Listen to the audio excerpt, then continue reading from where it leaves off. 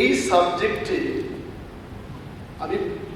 আমি যতটুকু জানি ত্রিপুরায় যে kokborok নিয়ে যারা পড়াশোনা করেন, বাঙালিরা করে থাকেন, বিহারিও করার একটা উদাহরণ পেয়েছি, যারা ত্রিপুরা তারা করেই থাকে, তারা যে স্ক্রিপ্টটা ব্যবহার করছে গত বছর কি বছর ধরে, লাস্ট 5-6 ইয়ার্স, এই স্ক্রিপ্টটা হচ্ছে either you write in Bengali or you write in Roman or দেবনাগরীতে লিখলেও কেউ কোনো সমস্যা নেই।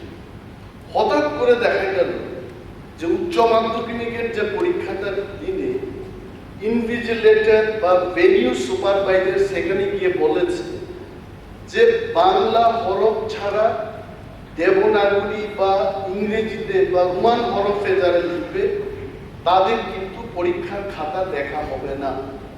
And due to this fact, যারা ছোটকাল থেকে ইংলিশ মিডিয়ামে পড়াশোনা করেছে, বনস্থলীতে যারা পড়াশোনা করেছে, করে যারা ত্রিপুরায় এসছে, দেবনাগরী বা ইংরেজিতে না লিখতে পেরে অনেকে ব্ল্যাঙ্ক পেপার জমা দিয়ে দিয়েছে।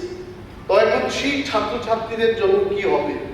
মাননীয় মুখ্যমন্ত্রীর কাছে আমি অনুরোধটা রেখে যাব, 28 তারিখ উনি জবাব দেবেন, কিন্তু এই ছাত্রছাত্রীদের জন্য যেন পুনরায় পরীক্ষার ব্যবস্থা হয়, তাদের যে চয়েসটা, যে স্ক্রিপ্টটা, সেই স্ক্রিপ্টে যেন হয় তার ব্যবস্থাটুকু। এবং for your information sir, in Tripura University, also in the colleges, there is no problem of script. যারা বাংলায় লিখছেন আর লিখছে, রোমানে যারা লিখছে, so they have no problem. কিন্তু হঠাৎ করে এই যে ঘটনাটা হলো, why it has happened, আমি জানি এই হাউসের মধ্যে এই স্ক্রিপ্টের ব্যাপার নিয়ে মাননীয় তৎকালীন বিরোধী দলনেতা, আজকে যিনি মাননীয় মন্ত্রী, উনিও সরব ছিলেন আমাদের সাথে যে বাংলার পাশাপাশি যদি রোমান স্ক্রিপ্টে কেউ লিখতে চায় তার আপত্তি কোথায়। মাননীয় সদস্য গোপালবাবু আছেন, বিরোধী চীনা আছেন, অনেকেই ছিলেন সেই সময়টাতে। এবং হঠাৎ করে এই ঘটনায় অনেক ছাত্রছাত্রীর ভবিষ্যৎ নষ্ট হয়ে যাবে।